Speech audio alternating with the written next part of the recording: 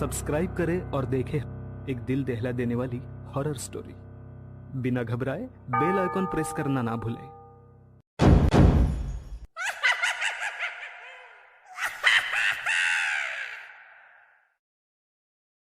इस कहानी की लेखिका है विनीता मोहता। झिम गिरे सावन, सुलग सुलग जाए मन, भीगे आज इस मौसम में, लगी कैसी ये अगन, रिमझिम गिरे सावन। गाने की आवाज सुनकर वरुण ने जैसे ही गाने की आवाज कहां से आ रही है ढूंढने के लिए आसपास देखा तो गाड़ी के बैक मिरर में देखकर उसके होश उड़ गए। गाड़ी की पिछली सीट पर एक महिला बैठी थी। वन पीस पहने बहुत ही खूबसूरत महिला बैठी थी, जिसके बाल बिखर कर उसके चेहरे पर आ रहे थे, जो उसकी खूबसूरती को बढ़ा रहे थे। वरुण सोचने लगा, चलती कार में ये महिला कैसे अंदर आ गई। ऑफिस से निकलते वक्त वरुण ने अपनी घड़ी को देखा तो रात के 10 बज रहे थे। शिट यार, आज भी लेट हो गया।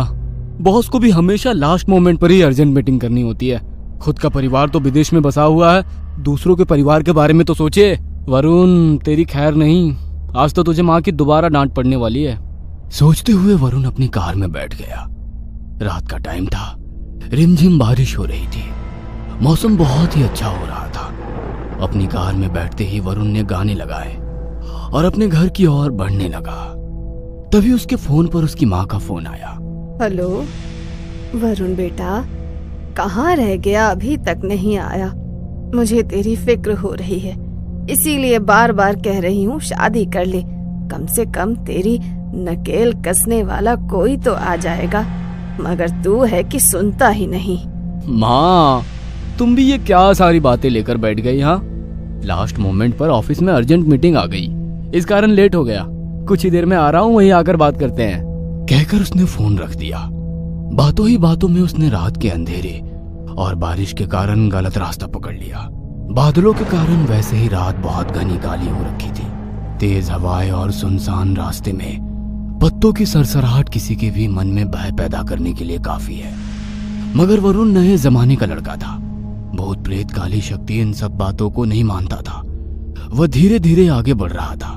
बेटा वरुण, गलत रास्ते पर तो आ गए, मगर अब यहाँ से निकलने के लिए जीपीएस ऑन करना पड़ेगा।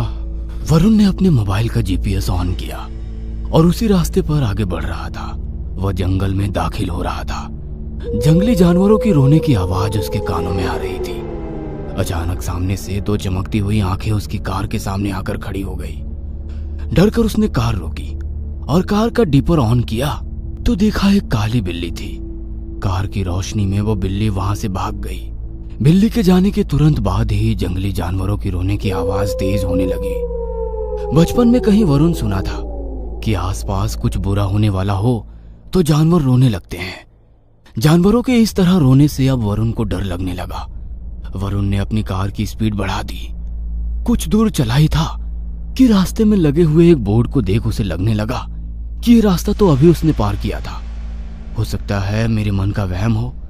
वरुण गाड़ी को वहां से निकालने लगा, मगर कुछ पल के बाद वो वापस उसी बोर्ड के सामने से निकला। हैं? लगता है जीपीएस गलत बता रहा है। एक ही जगह घूम रहा हूं, मगर यहां से निकलूं कैसे? किसी को मदद के लिए बुलाना होगा। सोचकर उसने मोबाइल अपने हाथ में लिया तो मोबाइल में नेटवर्क नहीं था। बिना नेटवर्क के जीपीएस चल रहा था। अचानक से चलता हुआ म्यूजिक प्लेयर बंद हो गया। उसने म्यूजिक प्लेयर ऑन ऑफ करके चालू करने की कोशिश की, मगर म्यूजिक प्लेयर चालू नहीं हुआ। अरे, इस डरावने मंजर में ये गाना ही सहारा था, वो भी बंद हो गया। आज का तो शायद दिन ही खराब था। पहले बॉस, फिर माँ और अब ये सब। वरुण बेटा, जल्दी से यहाँ से निकलने के बारे में सोच। तभी एकदम कर्कश आवाज में उसके कानों में एक गाने की धुन सुनाई दी। झिम गिरे सावन, सुलग सुलग जाए मन, भीगे आज इस मौसम में, लगी कैसी ये अगन, रिमझिम गिरे सावन। गाने की आवाज सुनकर वरुण ने जैसे ही गाने की आवाज कहां से आ रही है ढूंढने के लिए आसपास देखा तो गाड़ी के बैक मिरर में देखकर उसके होश उड़ गए। गाड़ी की पिछली सीट पर एक महिला बैठी थी। वन पीस पहने बहुत ही खूबसूरत महिला बैठी थी, जिसके बाल बिखर कर उसके चेहरे पर आ रहे थे, जो उसकी खूबसूरती को बढ़ा रहे थे।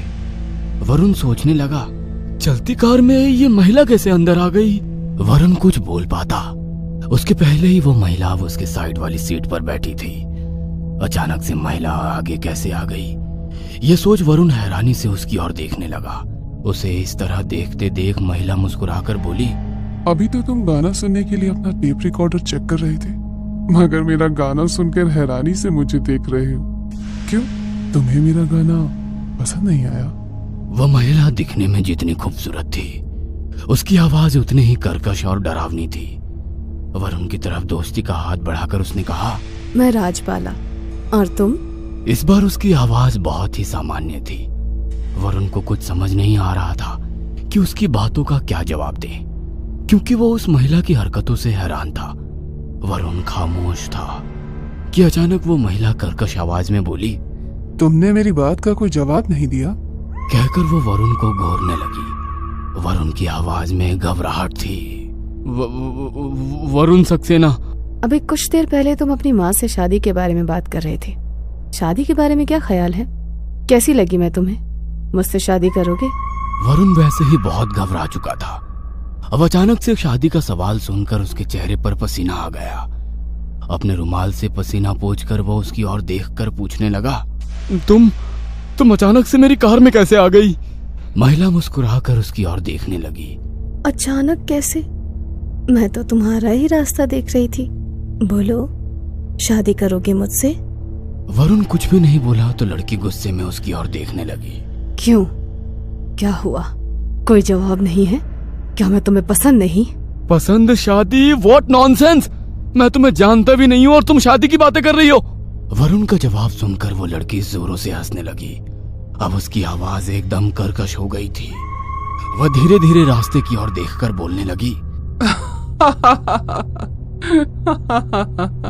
तुम लड़कों को तो हमेशा ही शादी करने की जल्दी रहती है। एक तुम हो जो कह रहे हो एक दूसरे को जानते ही कितना है। तुम सारे लड़के एक जैसे होते हो। पहले मीठी मीठी बातों में लड़कियों को फंसाते हो और फिर उनका फायदा उठाते हो। शादी की बात आई नहीं कि पीछे हट जाते हो। देखो, मैं तो पूरी तरह से मॉडर्न हूँ, कहीं से भी गंवार नजर आती हूँ। बोलते बोलते उसकी आवाज अब बहुत ज्यादा भयानक हो गई थी। वरुण ने घबराकर उसकी ओर देखा तो उसकी आवाज के साथ साथ उसका चेहरा भी बहुत भयानक था, एकदम एक सड़ी गली लाश की तरह बहुत खतरनाक। उसकी आंखों से खून टपक रहा था। चेहरा, हाथ पैर इतने सफेद मानो उसमें खून की एक बूंद भी ना हो। घबराकर वरुण ने गाड़ी रोक दी और कार खोलकर बाहर निकलने की कोशिश करने लगा, मगर कार का दरवाजा खोल ही नहीं रहा था। वह लड़की धीरे धीरे वरुण की ओर बढ़ने लगी। वरुण घबराकर बोला, मैंने तुम्हारा कुछ भी नहीं किया, मुझे जाने दो, मुझे मत मारो। लड़की जोरों से हंसते हुए बोली, तुम्हें कौन मार रहा है? तुम्हें तो अपने करीब ला रही हूँ। कहते हुए उसने अपने दोनों दांत वरुण की गर्दन पर लगा दिए। एक चीख और सब कुछ खामोश हो गया। अगली सुबह वरुण की कार के आसपास भीड़ जमा थी। वरुण का शरीर एकदम सफेद था, मानो उसके शरीर से किसी ने पूरा खून चूस लिया हो।